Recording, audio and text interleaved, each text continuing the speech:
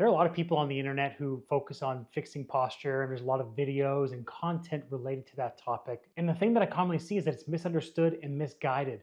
The information isn't really addressing what's actually driving that postural change, but just trying to manage the solution. So in this video, I'm going to rank my favorite exercises and my least favorite exercises that I commonly see on the internet in order to improve posture. Hi, I'm Alex Effer, founder of Resilient Training Rehab, and I've helped thousands of coaches and clinicians get faster, more consistent results with their clients. Let's get into it. So let's start at the bottom. Let's start with the D tier. That's going to be your wall slides. This is a common exercise I see, and what people are trying to do, and I understand the intention behind it, is they're trying to open up the shoulders. But what they're effectively doing is just trying to force the shoulder in a range of motion they don't have. So a lot of people will complain that they have chest tightness, or the chest tightness is creating those rounded shoulders. And so then what their solution is let's try to pin your shoulder blades back as much as you can and try to slide along the wall, and you'll feel a stretch. There's no question you're going to feel a stretch, but it's not actually addressing what's actually driving that rounded shoulder position. So instead of trying to force our shoulders into that position, we need to focus on exercises that are actually going to address the front and back of the shoulder, reduce that tension, but not from the muscle, but from the rib cage position. And I did a full video on the rounded shoulders that I put in the show notes just so you can reference about the mechanics about why that happens. But D tier ultimately is going to be the wall slides. Now moving on to the band pull apart, this is going to be a C tier. Now the reason why I don't have this as a D tier is because for some circumstances, I actually do think it's effective.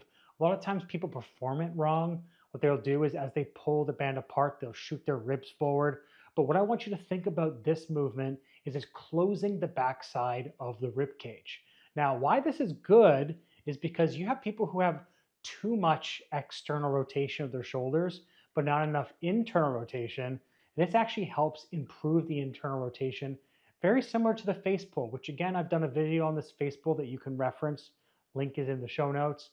And essentially what we're thinking about is how can we compress the back part of the rib cage to open up the front part. Now, as I said, it's not perfect. And the reason for that is because we are not actually, again, addressing what's driving this rounded shoulder position, this postural compensation. We are just trying to think about strengthening muscles. But if we think about it from more of the zoomed in approach where we're looking at what's happening on the inside of our body, it could be some effect to band pull aparts. But again, if we're thinking in terms of hey, I'm doing pressing exercises and I need to balance it out by doing band pull aparts in between so I get an equal ratio of pushing and pressing, well, that's not going to be effective and it's not actually going to do anything. In my opinion, a big waste of time. Still in the C tier, we've got our chest stretch. Now, again, if this is just stretching the muscle, why I don't feel that this is a D tier is because, again, there are some circumstances where it could be very effective. I've used chest stretch variations to open up the front part of the shoulder for clients that have thoracic outlet syndrome or AC joint issues, but I'm not thinking about it from a muscle standpoint. I'm thinking about it from a rib cage standpoint. Can I move the sternum or the chest bone away from the shoulder to create that space? Again, if I focus just on the muscle, there's tons of muscles around the shoulder that can contribute to that position that creates the tension as well as creates that nerve sensation that you would get with those people who have impingement or thoracic outlet syndrome. But what this exercise is doing is it's going to create that space. But again, the intention of people focusing on the stretch is not going to overcome the actual issue. We're not appreciating what's happening at the rib cage and inside the rib cage that causes this issue. This is why it is a C tier. Now we're going to jump up to the A tier. This is going to be our low reach banded position. And why this is so great is because a lot of the postural compensations have to do with our center of gravity being really far forward on our toes. Now, when this happens, we start getting tension on the back side of the body that's pushing us forward. And then when we get so far forward, we have to throw on the brakes on the front side, and that's what causes those rounded shoulders. So if I can put myself in a situation where I'm really bringing the rib cage back, I'm able to prevent the shoulder blades from squeezing, but actually opening up that space by bringing the rib cage in between the shoulders. Well, now I've got an effective solution in order to restore posture by recruiting the right muscles, because they're in the right position to work. This is why this banded reach is going to be an A tier. And before I move on to the S tier, if you want to understand why exercises like this, as well as squats, hinges, presses, rows, and all the other common exercises, what they actually do from a biomechanical level so that we can pick the right variations, as well as understand how to progress and regress them, then check out my roadmap to exercise selection. For my first S tier exercise, this is going to be a cable short-seated preacher bicep curl. Now, the idea behind this is by being in a short-seated position, this naturally shifts our body weight backwards.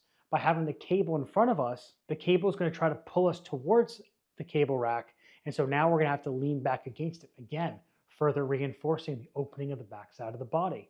And then as I am curling and lengthening, I get this opening of the back and opening of the front dynamically, which is why it's such a great exercise in order to restore overall body mobility, but also position.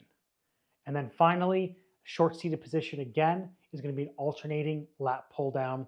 Why this is so great is because this is actually going to get our rib cage to start rotating side to side. This is also going to target different areas of the rib cage and opening up different areas that would contribute to rib flare, for example, or tension around the shoulders. And so this is a great way in order to create rotation, shift the center of mass back, as well as drive postural orientation. If you notice that both these S tier are seated, that's not coincidence. The reason for that is because as I'm in a seated position, especially with my knees above my hips, that's going to help me roll my pelvis back, not by crunching, but just shifting it back, as well as it decompresses the hip, which makes rotation of the rib cage that much easier. And so how would you rank these exercises? Would you agree with this? If not, or if so, comment below. And thank you so much for watching. Don't forget to like, save, subscribe, and I'll see you in the next video.